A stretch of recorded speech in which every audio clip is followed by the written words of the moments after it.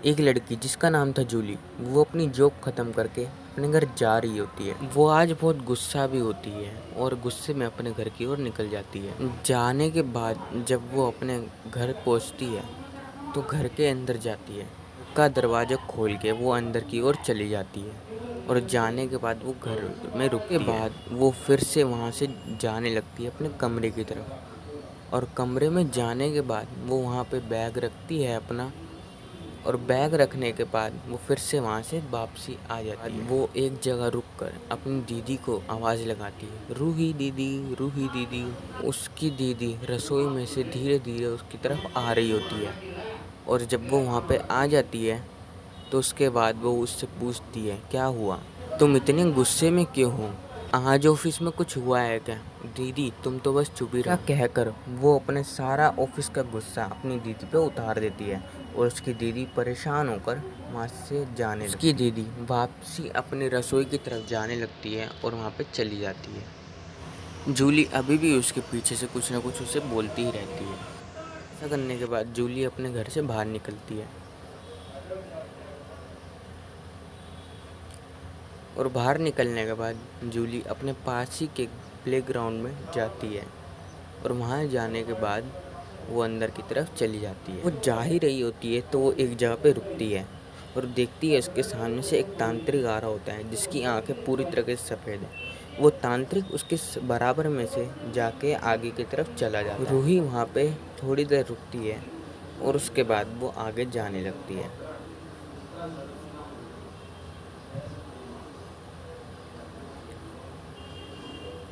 उसके तुरंत बाद ही तांत्रिक वहाँ पे फिर से आता है और एक पेड़ के पास जाके वहाँ पे फ़ोन मिलाता है किसी को।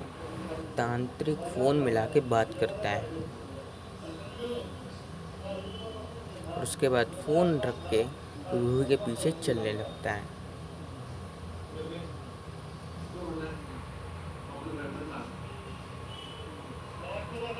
लेकिन रूही अपने घर पे आ जाती है, जिसकी वजह से वो तांत्रिक से बच जाती है। रूही अपने घर का गेट खोलती है और वहाँ पे अपने कमरे की तरफ जा रही होती है, और उसके बाद कमरे में जाने के बाद वो वहाँ पे जाके सो जाती है। कमरे में जाने के बाद जब वो आराम करती है तो अगले दिन जब वो दोबारा से जॉब पे से आ रही होती है तो वो एकदम से डर जाती है और झाड़ियों के पीछे कूद जाती है। वहाँ से तांत्रिक आता है और आगे की तरफ जाने लगता है। रूही किसी को फ़ोन मिलाती है और इन सब चीज़ों के बारे में बताती है, और तांत्रिक वहाँ से चला जाता है।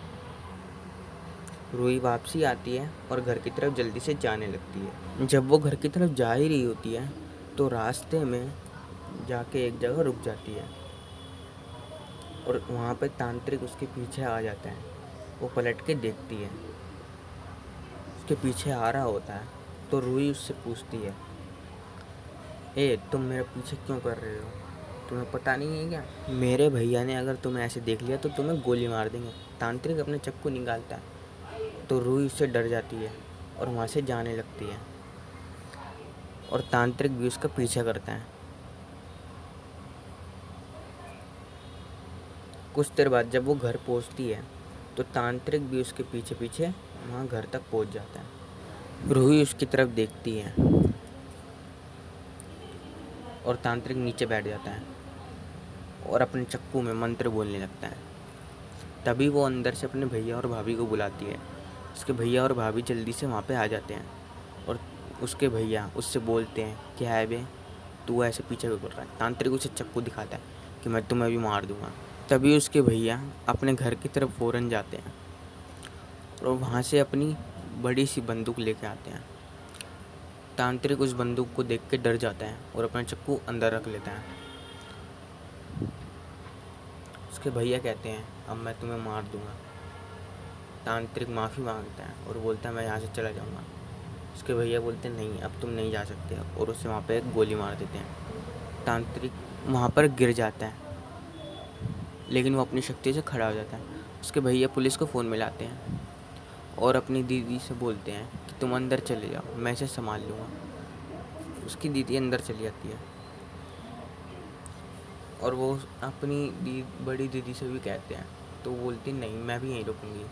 पुलिस वाला इतनी देर में आता है और उसकी दीदी उसे सब बताती है। तो पुलिस वाला तांत्रिक की तरफ जाता है और उससे पूछता है अच्छा यही है? तो उसकी दीदी बोलती है हाँ यही है जो हमें बहुत देर से परेशान कर रहा है। पुलिस वाला बहुत गुस्सा होता है और अपनी बंदूक निकालता है। तांत्रिक उसे समझाने की कोशिश करता है लेकिन पुलिस वाला नहीं मानता और उसे पकड़ के अपने साथ ले जाता है। अगर आप ऐसी वीडियो और ज़्यादा चाहते हैं तो हमारे चैनल को सब्सक्राइब कीजिए, लाइक कीजिए और कमेंट में बताइए आपको ये वीडियो कैसी लगी। Thank you.